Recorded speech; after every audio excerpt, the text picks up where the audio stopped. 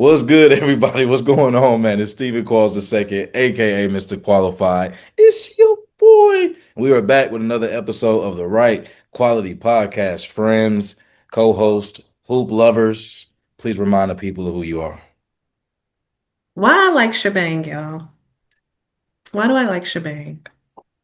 It's it's it's one of them. It's there. I enjoy it myself. I like shebang. It's Ashley Wright the first, and I do like shebang. I do like shebang. It's been a great week. To a great Puerto Rican spot that I shall not name. I'm gatekeeping fully. Um, Beautiful ball. Two great teams. Ice man. It's been good. How you guys been? Miguel.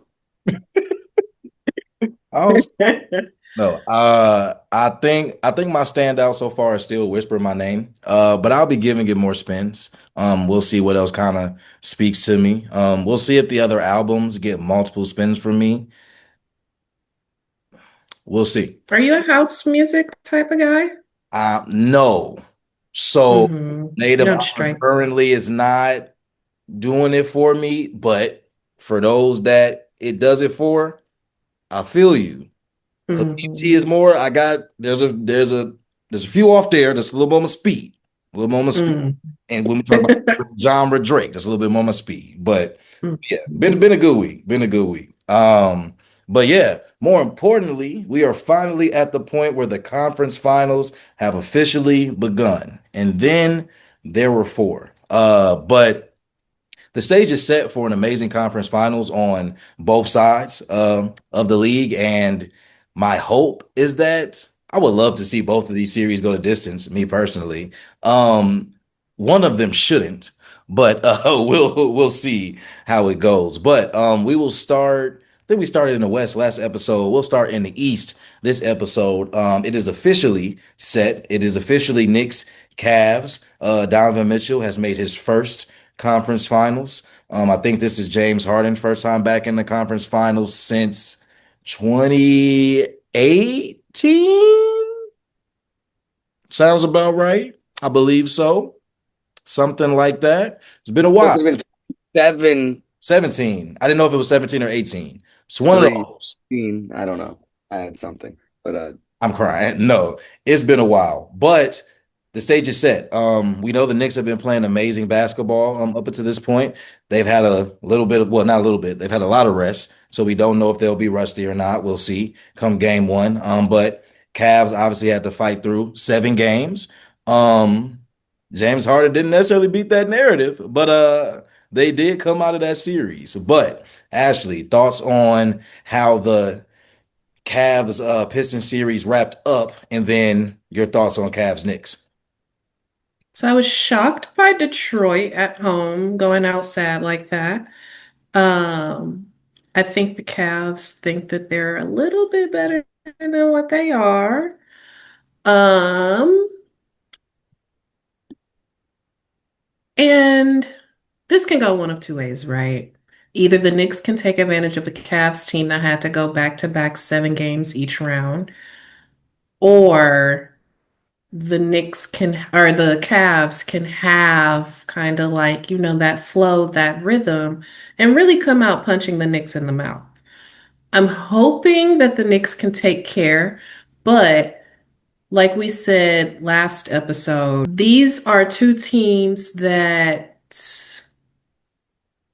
play to like their opponent's level. And I don't know what that's gonna make for. Like, are we gonna get the Knicks that need to come out and really handle business in the first game? Or are we gonna get the Cavs that can really push them to the brink and steal one on the road? I'm excited to see it, but I'm hoping that the Knicks can kind of gel and mesh together. There's a entertaining matchup that I have an idea of in the finals, and that's what I want to see. So it's kind of causing me to root. And I don't want to root, but it's causing me to do that. That's fair. yeah, it's the tale of two narratives. Um, who is going to break their bad luck curse first? will it be the Knicks and their years of just going through the ringer? I mean, you have the Patrick Ewing 90s Knicks where it's just like, couldn't get one. And I feel like just them making it would be very fun, but they have to get through themselves. Uh, and then same with the Cavs with James Harden and Donovan Mitchell getting to these points. And yeah, like you said, Steve, didn't necessarily break the narrative. Um, but also it's like, I don't know, like it is Donovan Mitchell's team. I would say like if there is a 1A, 1B, James is really there just to minimize turnovers and plate set. And I think if Jared Allen and Evan Mobley are having good games, I feel like we can't knock Harden necessarily. 2 for 10 doesn't look good. 9 points doesn't look sexy. But also Donovan Mitchell did set up the first four dishes to the bigs, really. There's some facilitating, there's some, team bonding that you do by just going out and playing mid. Because sometimes, you know, that's all you need to do. You don't need to do everything and take touches away from other guys that need, good looks. So, yeah, I don't know. I won't dogpile on that narrative, but I also see what you mean because, yes, the tale of two narratives. Will they get over their playoff demons? Donovan and James collectively. So that's a great point, and that's something I thought about because in game seven, Merrill has a crazy stat line, crazy game. And then Jared Allen has a crazy game. And I just feel like that's too abnormal to count on, which is why I think Harden will only get so lucky to be able to get performances off like that and still get wins before there's a game where Harden needs to be James Harden. And if he's not, like it's gonna be the reason why they lose, right? So as I said before, I think Detroit was way more flawed than Cleveland was concerning because the main concern for Cleveland is which James Harden is going to show up because the other players are role players. And for the most part, outside of these like anomalies of performances, they do their job. But like if you can get a 20 plus from Jared Allen on a regular basis, that'd be great. I just don't think you're counting on that, right? Same with Sam Merrill, right? Like great role players, like you need them on the roster, but I don't think those are the games you should expect from them every game out, right? I think for Knicks Cavs, for me, the biggest X factor is probably going to be that Cat and Mobley matchup, to be honest. And not that they'll be matched up against each other per se for the majority of the series, but their impact to their teams. Can Cat stay out of foul trouble? Right? Can Jared Allen have a 20 and 10 series against the Knicks? Or if for whatever reason he finds himself being guarded by, I don't know, Mikael Bridges or what have you, like he's not able to put up points. And not to take anything away from Mikael Bridges, just saying if you're not being guarded by a center and not able to, don't turn into Jalen Duren in this series, Jared Allen. That's all I'm saying. Don't do that. But I think that's going to be the X factor in the series because I think Brunson and Mitchell are going to basically factor each other out. I don't know who Harden's comp technically would be for the Knicks because their construction is so different and they use their depth a little bit more from the standpoint of Josh Hart. maybe from an impact standpoint, Mhm. sure. Like Cat is your second option, obviously. And maybe they're a little bit more similar, Cat and Harden, than I was originally given credit for from the standpoint of like their inconsistencies. Like when Cat is playing great and doing what we need Cat to do, it's awesome. We love to see it. But when Cat is all that, like, it's not that's not what we're looking for. Oh my God. But I think that's gonna be the X factor. So I don't know. Like and it depends on how this rest goes for the Knicks. Like we're seeing the Thunder currently, like in game one, seem I don't know if that's the rest. I don't know if that's the fact that San Antonio is the most, the best comp they've played in the last month or so. But that could be a thing. Does New York come out a little flat? I'm not sure. If New York is playing anything like they were the last six games, this series could be over in five realistically could be over in Mm. five if they are playing the way they've It been should playing the be. last six games. Right. But then And to your that's point, how Ashley, they played. But then to your point, Ashley, I don't know if the Cavs build momentum from this because throughout the series with Detroit, I mean, it never seemed like they were building on anything per se. Like they were able to take games, but you didn't see them build patterns that made you feel like this is the identity of the Cavs. I still don't really know the identity of this Cavs team, but I do know the identity of that Knicks team. And so I want it to be a good series. I think on paper it's a good series. And if both teams are playing their best basketball, it's a series that easily could go 6 or go 7, right? I just don't think I trust Cleveland to play their best basketball consistently enough to match New York if they are playing their best basketball. But then again, I still don't want to put my money on New York just like dead set playing their best basketball because they tend not to in these situations for whatever reason. But then to your point, Gail, I think this New York has to get to the finals. And I don't think has to be taken super literally, but I mean, like you kind of said last episode, Gail, losing to Indiana last year was everybody was losing to Indiana, right? Like they was doing the same thing to everybody. For the Knicks to have been so dominant the way they've been in their last two series and their last 6 games, and for the Cavs to have had to go through 2 7-game series, the Knicks somehow losing this series, blow it up. Just kidding. But seriously, like if they don't get out this series, a lot of questions. A lot of things gonna need to be answered. But that's kind of how I'm feeling about that side. And I still don't know. Like, if it's not in 5, it's probably going 7. Like, if the Knicks aren't going to take care of business early, it's probably going to go 7. So we'll see. I just hope it's good ball. Wait, can we talk about Detroit for a second?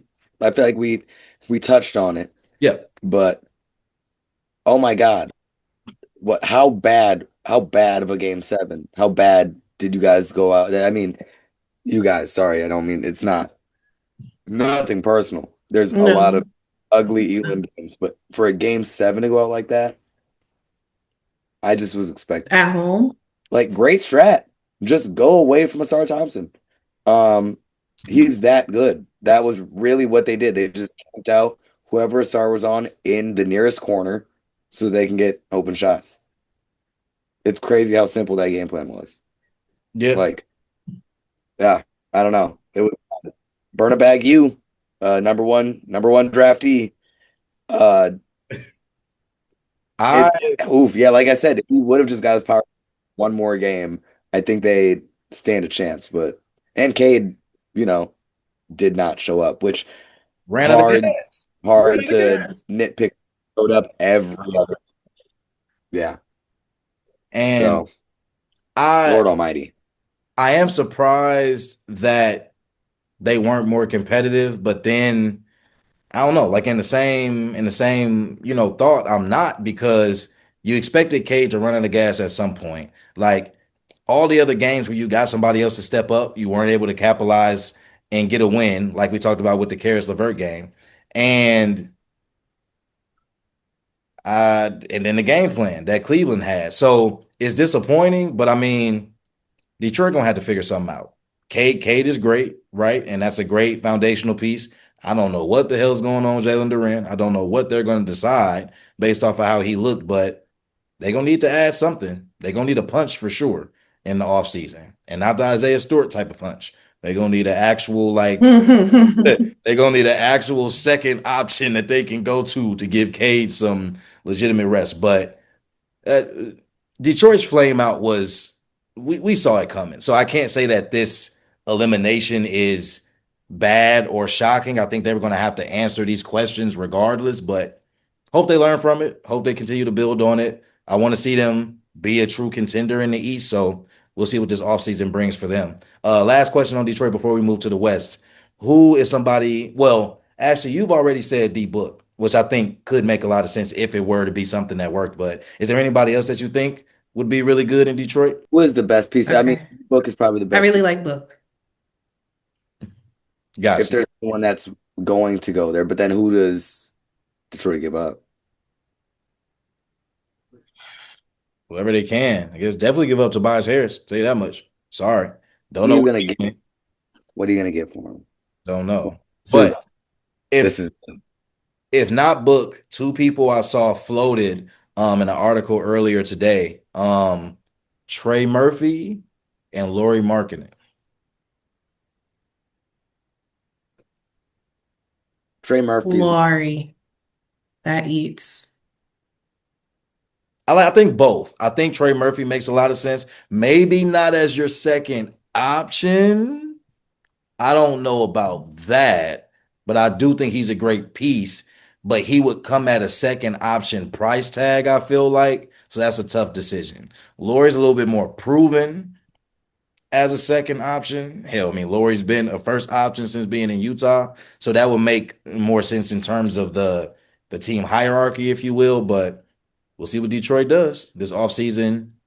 Seems like it's going to get very, very interesting for a lot of teams trying to figure out where they're trying to land. So we'll see. But moving to the West, the clash of the Titans, basically the NBA Finals, the series that everybody has wanted to see all year. OKC and San Antonio. Um, I'll throw it to y'all first because I don't really have words. I'm just excited. I don't really know what to think. I don't really want to think. I just want to watch and see what happens. But do you all have any thoughts on how you think the series will go? But also, doesn't it feel like this series means a lot for both teams going forward and even potentially for the league, at least for the next year or two, even in that small window? It doesn't feel like it means a lot for the Spurs, and mayhaps it's because they are young and this is the first deep run that they've had being a young team. So it feels like there's margin for error. It does feel like all the pressure is on OKC, and that could be because you have the reigning two-time back-to-back MVP. You just came off of a championship season. And add into that the fact that they lost 4-1 in the regular season series. So it feels like all that pressure is on OKC as the number one seed. So if you're San Antonio and you're all these young guys grouped together, you just go and hoop like you've been doing. So it that doesn't feel too bad. As far as the league itself, though, I think it does have a lot riding on it from an entertaining standpoint because all of us fans are looking forward to this series living up to certain expectations. And if it doesn't, I do think that that feeds into our feelings as fans that the NBA hasn't been giving us the entertainment factor that it has been in years past or seasons past. So that's where it rides on for the league itself. As for this series and what I'm looking forward to, definitely the battle between Chet and Wemby. Looking forward to Fox and Shea when Fox gets healthy. And yeah, like if this doesn't go seven, I will be genuinely surprised. I will be. Like if it doesn't go seven for either team. So I got faith in my boys, but let's just say, yeah, are we excited? It's hard to record right now. Because also my TV is very blurry right now, so it works on both ends. We both really can't really see. But all in all, I think this is a battle of because they're fake young. San Antonio's fake young for this specific reason. Their leader has been in maybe one of the most important big games ever with the greatest names. Like he got put through a time was not a time capsule, but he got fast forwarded in terms of like playing important games, like playing Olympic level basketball against Bron, Steph. That series, that run, and playing that type of ball, I feel like pressure to him, like that's their leader, and he's played maybe one of the most like important games of his life. Because I mean, like Olympic basketball is like that other echelon for like, especially like Euro guys. Like if France would have got one from the U.S., like if Wemby doesn't get a ring, he's one of the greats off that alone. Um, but now he's going against, the champs, someone that he hates. It like go back to what the FIBA Cup when they were what U19 or something like that when he's sitting there second and Team USA won. Chet's holding the gold. Like there's history. There's important Hmm. basketball that they've played. I feel like to say that they haven't played playoff basketball, even though playoff basketball is very different.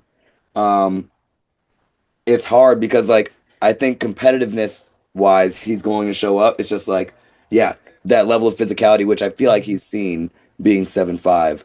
How is he going to handle that? Having a Caruso thrown at him, having a Dort thrown at him. Um, I don't know. It's just this is this is the chip because I feel like we've said it all year. Whoever comes out of this will, I'm pretty sure, get it because they're just on two different levels than everyone else in the league right now. Like you can, if anyone's missing this, like we'll shut up. Oops, sorry. Wait, it's going to commercial now, but you get what I mean. It's here. You need to be watching this. This is like the two greatest teams that will be here, the two dynasties to come. Like, barring serious injury, barring any catastrophic, implosion. Oh, I hope we wash this back in the future and like let me not, yeah, not knocking on every piece of wood. Um, this is you need to be watching this. Like this is primetime basketball. Rivalries are back. Like that level, like I said, hatred wins sometimes. I think right now, hatred is making a really good series.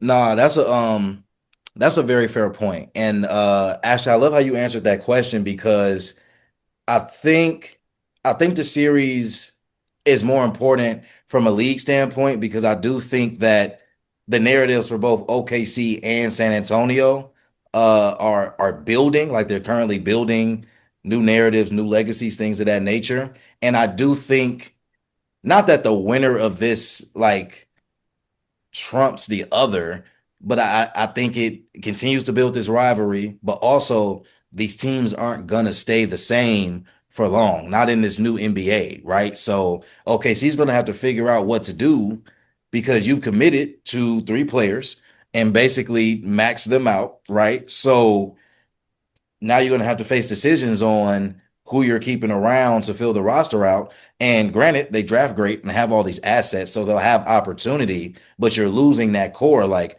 will you be willing to pay a Lou Dort or will he want to take a pay cut? You're going to lose a Hardenstein. Will you find a backup center that does the same things? Will Caruso come back on a team friendly deal? When AJ Mitchell comes up, are you able to do that? Or are they going to go take their payday elsewhere? So like competing, like becoming a dynasty is not easy, and competing sustainably is not easy. So I think, it's also the importance of the moment now. Like if we're saying that whoever comes out this series wins the championship, that means the loser, it's not guaranteed that they're gonna come back next year and be able to get that chip because it's not a guarantee that they're gonna be the best two teams next year. We don't know, right? So I think that's why it feels very important this year because whether it's OKC going back to back or whether it's Wimby and of course looking ahead, but if the Spurs win this series and then ultimately win the finals, you're now looking at Wimby in a kind of crazy light for what he's been able to do in his first 3 years and what he did in just his third year, even individually, because that would also be assuming that he might be Finals MVP. But say all that to say, I think that that's why it's more important. But I do think more pressure is on OKC, and that goes back to that money point as well. Not only are you defending champs, right, but you have a two-time MVP. You have J Dub back now, as close to 100% as he's probably going to be at this point in the season. And the Spurs have your number, right? Like everybody knows that y'all got beat 4 times by the Spurs. They're the only team that seems to have answers for you and have your number. So what do things look like now? But then, Gail, to your fake young point, I get it. I do. But I think if there was a series that might potentially show the youth, it's going to be this series. And not that I think it'll show up in a way where they just fold or they like blow games, but this is the true litmus test. I think this is the true litmus test. So we'll see. Hmm. But it's going to be good basketball. Man, it's going to be amazing basketball. So it's definitely going to be super fun to watch. And we'll see. I just hope them East teams are ready because You got something else coming after you get out of this series. I tell you that much. Because both them teams gonna be ready. Um, but yeah, do we have picks? What are our picks for the conference finals? Oh, I'm going Spurs Knicks. Spurs Knicks. Interesting. Okay. My heart is Spurs Knicks, right? Spurs in seven, Knicks in seven. That's my heart, right? Logic, oh boy. Logic tells me logic tells me OKC in seven, Knicks in five. That's what logic tells me.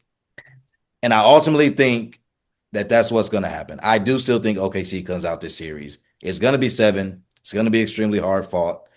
I won't be surprised if the Spurs win. Think OKC is going to find a way. I just do. I think the Knicks have more of a chance against OKC. Oh my God, I said it out loud. I would agree with that. I said it out loud. Miss Day disagrees. So why do you feel like they have a better chance against OKC? Is it no Matchups. Wimby? Basically. Matchups, exactly. Matchups. I think Cat has a better chance against Hardenstein. I like Brunson SGA against each other.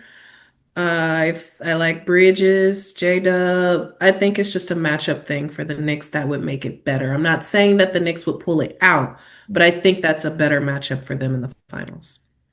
It's a fair point, and I'd agree with that. I do think the matchup looks better. Like you said, Yeah. I'm with that. I get that. I don't think there's too many teams that really match up well with San Antonio. To be honest. Mhm. So that's a fair point. Gail, you were saying were you saying you disagreed from a matchup standpoint? No, not at all. Who matches up with Wemby well? Nobody. So, okay, that's fair. Well, we will see how these conference finals begin to play out, but we'll see. We're not that far from the finals, so two of these teams gonna make it. Uh and two of these teams gonna make history. One way or another.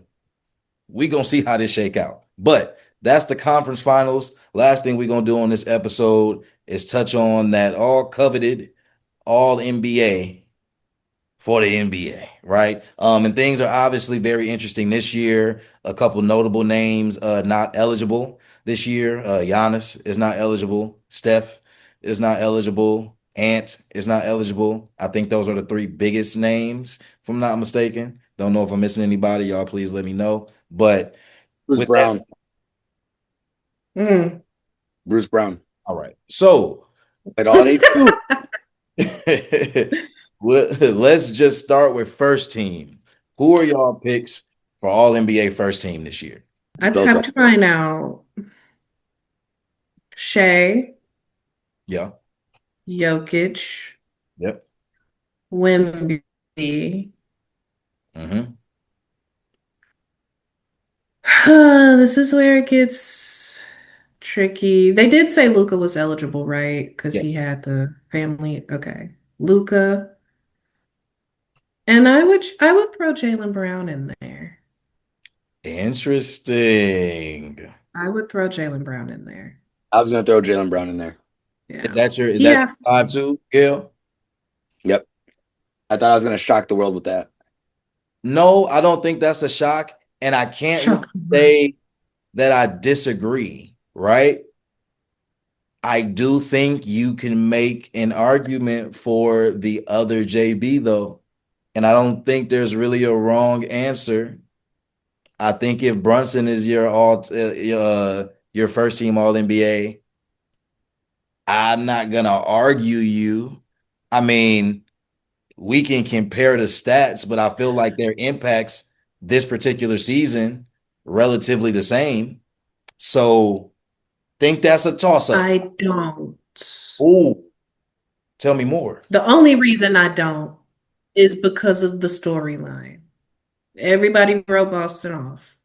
Ended up being a second seed. That's the only reason I think the impact is different.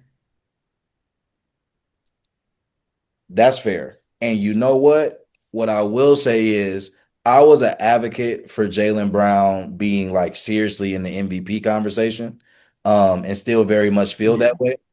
Uh,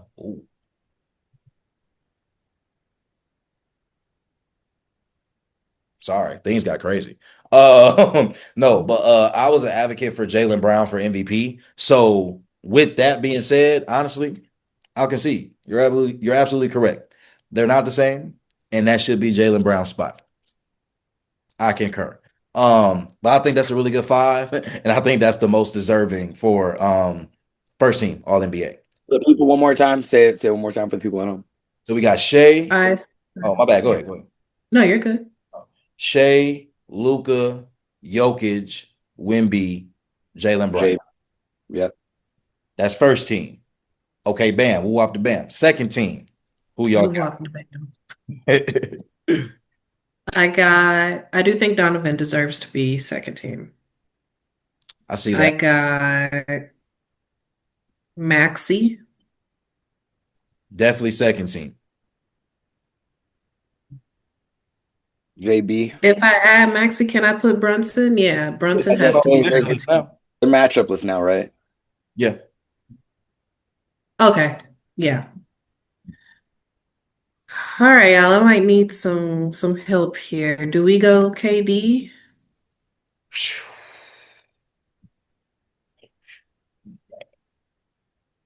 You And could. then I know Jalen Duren had a tough Cade, playoffs, but do we give him Cade, second team? Cade, Huh?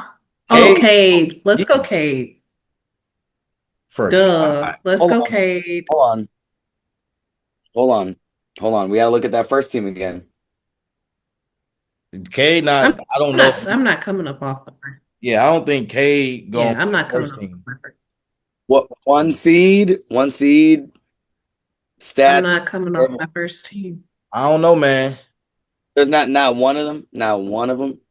I feel I like the bottom two can't. would be JB and Luca, because Luca made considerations off of So a wait, consideration at that. wait. So your argument, so is them being the first seed mainly your argument for Cade being first team? I feel like there's always a talk on one seed influencing a lot of decisions. MVP. And that's true, but second seed, your all-star is out all season. Like, Also, I'm gonna be like these other analysts because I guess we're doing this now. I'm gonna look at postseason and JB and them exactly. won, and Oh, Kate and them won someone Exactly. else. So like, hey, I get your point, but it's a I'm regular with all these season other thing. analysts. Kate had a I better get your postseason, therefore point. it affects my voting. I would not be mad if somebody had Cade first team. Do I? No. I think he's a lock for second team. I think him, Brunson, and Maxi, honestly, Or are all locks for second team. But also, Miguel, to your point, you were arguing that to move Cade up, you could like move Luca, like because of like him like barely getting the eligibility, but Cade was in the same scenario. He So was. I'm just throwing narratives out. I'm being the media. I'm good. media. Hi, The devil's hi advocate. I everybody. hear you. I'm media. I should have introduced myself. Hi, buddy. Okay. So for second team, we got Brunson, Maxi, Cade. KD has an argument for second team. I don't know if he's a lock, but he has an argument. Then Touch. who else is deserving? You said Jalen Duren. He made it. He's eligible for sure. I mean, I don't want to,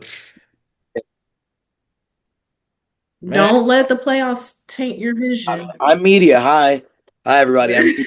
You're Jalen tainted. Jordan's on the list. I, I don't make the rules. It's just how I'm. I am the evil villain. This might be the new bit. Hey guys. I'm media, but Jalen Duran can't be So, on. okay, are you more comfortable putting Towns second team then? yes. They gotta have a big. If we're gonna go team. All right, we'll put Cat second team. Okay. Just, So I forgot about Donovan Mitchell. Okay. So then that's second team, right? I thought we said Donovan. You did. he wasn't in mine as I was Okay. naming. But Don, Cade, Brunson, Maxey, Towns. That's it. Yes. Yes. I think that's solid too. 13. Now, who's left? What are we doing? Do we put KD third team since we bounced him out a second? I do think That KD feels is accurate. 13. Okay. I said Jamal Murray for sure. It's a good pull. I do think Murray deserved all NBA honors this year. Jalen Johnson. Jalen Johnson deserves it. Yeah. Ooh, yeah. I'm going there. Yeah. I'm going there. How we feel Easy. about Book?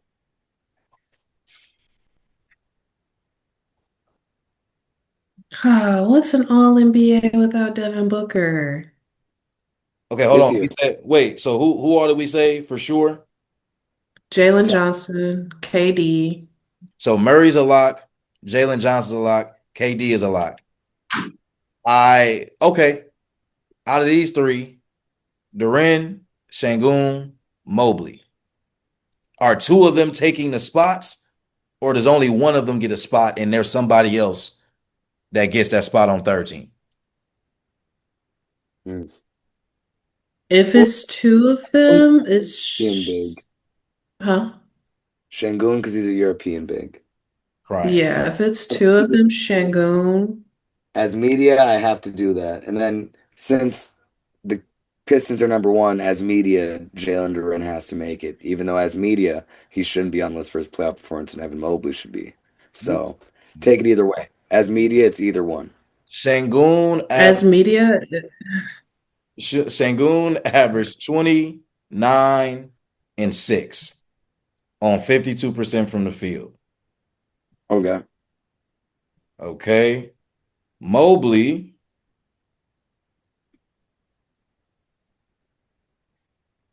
averaged of my Wi-Fi 18, 9, and 3.5 assists on 54% from the field. Not as glamorous. Definitely taking Shangoon's numbers over that. Did Shangoon have more impact than Mobley did? Defensive impact matters. Yeah. it doesn't matter.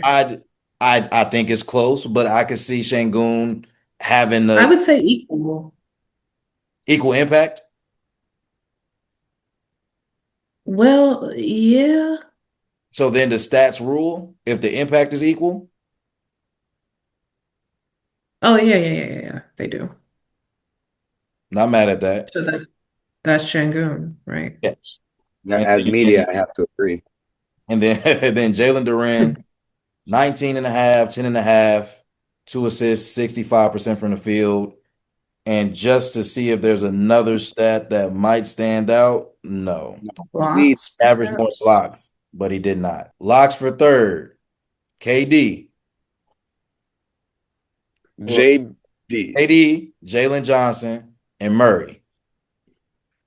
Shangoon, I'm taking Shangoon on third team over Mobley and Duren. Now it's a matter, do you still take Mobley and Duren over Devin Booker? D-Book. Do you take him over Paolo? De'Aaron Fox. Leave Fox off it for me personally.